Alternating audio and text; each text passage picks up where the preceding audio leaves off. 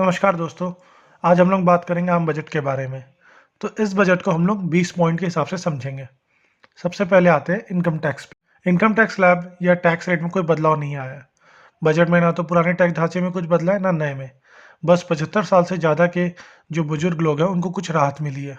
अगर उनकी कमाई सिर्फ पेंशन और ब्याज से हो रही है तो उन्हें इनकम टैक्स रिटर्न नहीं भरना होगा। हालांकि टैक्स कंप्लायंस को आसान किया गया है।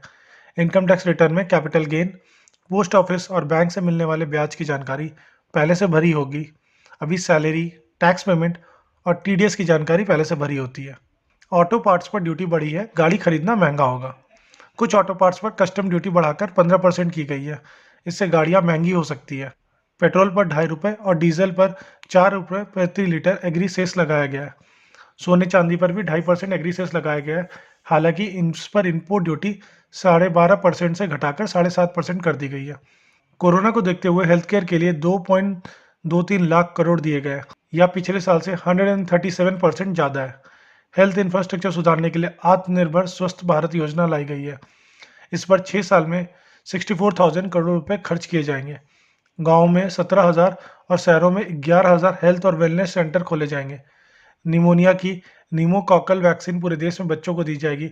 इससे 50,000 बच्चों की हर साल जान बचाई जा सकेगी। देश भर में कोरोना वैक्सीन के लिए 35,000 करोड़ रुपए का फंड रखा गया है। देश में 75,000 नेशनल हेल्थ सेंटर बनेंगे। 602 जिलों में क्रिटिकल केयर हॉस्पिटल शुरू किए जाएंगे।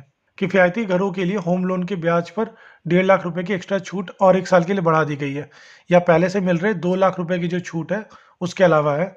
इसे 2019 में लागू किया गया था। पिछले साल भी इसे 1 साल के लिए बढ़ाया गया था। डेवलपर्स को किफायती घरों के प्रॉफिट पर मिलने वाले टैक्स छूट भी 1 साल के लिए बढ़ाए गए हैं। कि सरकार ने जो सरकारी खर्च है उसको 4.39 लाख करोड़ से बढ़ाकर 5.54 लाख करोड़ रुपए किया है। ये 34.5% का इंक्रीज है इसमें।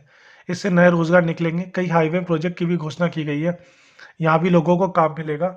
ई कॉमर्स प्लेटफॉर्म वर्कर्स और कंस्ट्रक्शन वर्कर्स के लिए नया पोर्टल बनेगा। इस पर उनसे जुड़ी जानकारियाँ उपलब्ध होंगी। इससे उन्हें सोशल सिक्योरिटी बेनिफिट देने में आसानी होगी। ये बच्चों के लिए एक न्यूज़ है। उच्च शिक्षा आयोग का गठन होगा। 15,000 स्कूलों को आदर्श स्कूल बनाया जाएगा। 100 से ज़्यादा सैनिक स्कूल खोले जाएंगे। लद्दाख को सेपरेट ड्यूटी बनने के बाद ये तोहफा दिया गया है। लेह में सेंट्रल यूनिवर्सिटी बनेगी। आदिवासी इलाकों में 750 एकलव्य स्कूल खुलेंगे। इसके लिए 38 करोड़ रुपए खर्च होंगे। शिक्षा का जो कुल बजट है वो 85,000 करोड़ से बढ़कर 93,000 करोड़ रुपए किया गया है। किसानों के लिए यहाँ पे न्यूज़ आती है। 2021-22 में खेती के लिए 16.5 लाख करोड़ रुपए का कर्ज दिया जाएगा। मौजूदा साल में यह 15 लाख करोड़ था।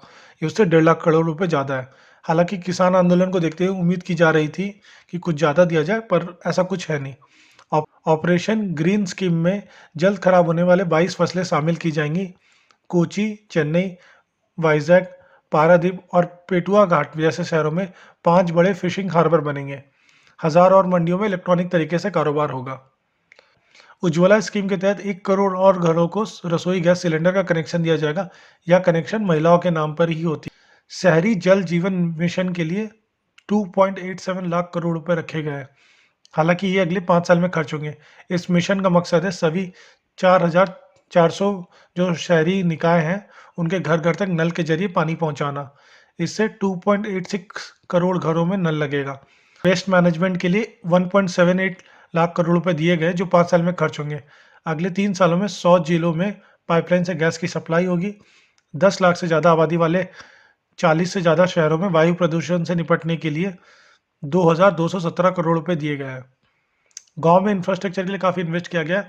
एक देश एक राशन कार्ड को 32 राज्यों में और जो अपने यूटी है उनमें लागू किया गया है। 86% लोगों को इसमें कवर किया जा चुका है। गांव में इंफ्रास्ट्रक्चर मजबूत करने के लिए 40,000 करोड़ रुपए दिए गए हैं।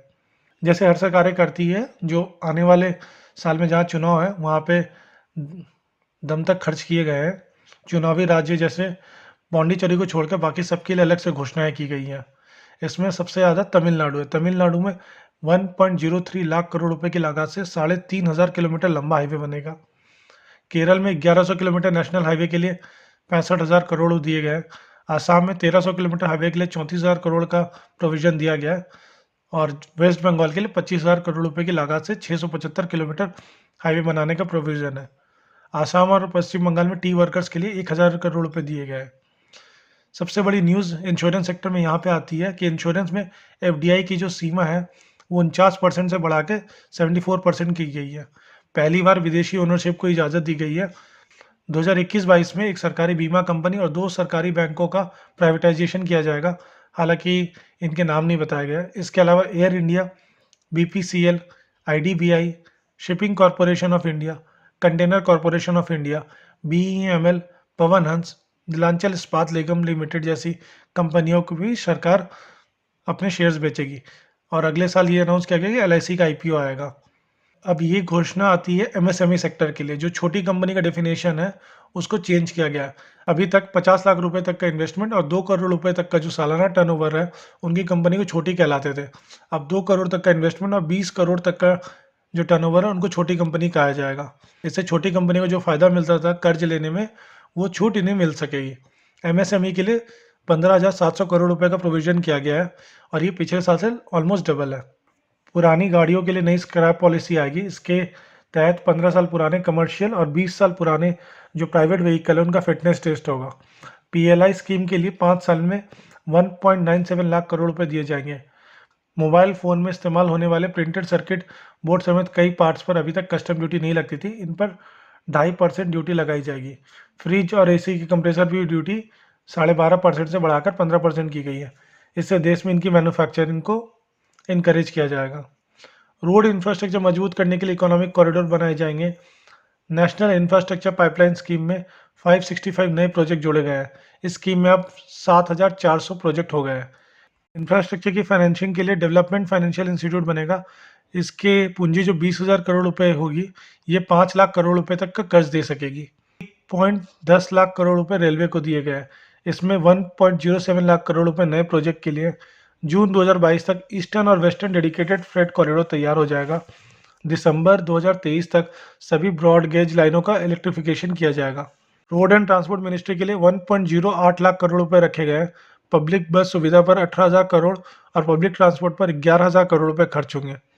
डिफेंस का बजट लगभग सेम रहा है, ऑलमोस्ट 1% बढ़ा है। इसमें 3.43 लाख करोड़ से बढ़ाकर सिर्फ 3.47 लाख करोड़ किया गया है। इसमें हथियार खरीदने के लिए 1.35 लाख करोड़ है। पिछले साल हथियारों के लिए 1.13 लाख करोड़ रुपए दिए गए थे। यह पहला मौका है जब बजट प्रिंट नहीं हुआ है। कोरोना की वजह से इस साल बजट की सॉफ्ट कॉपी ही साझा की गई है। बजट के लिए यूनियन बजट नाम का मोबाइल ऐप लॉन्च किया गया है। इस ऐप पर बजट से जुड़े सारे डॉक्यूमेंट्स मौजूद है। दोस्तों बताइएगा वीडियो कैसा लगा। वीडियो देखने के लिए धन्यवाद।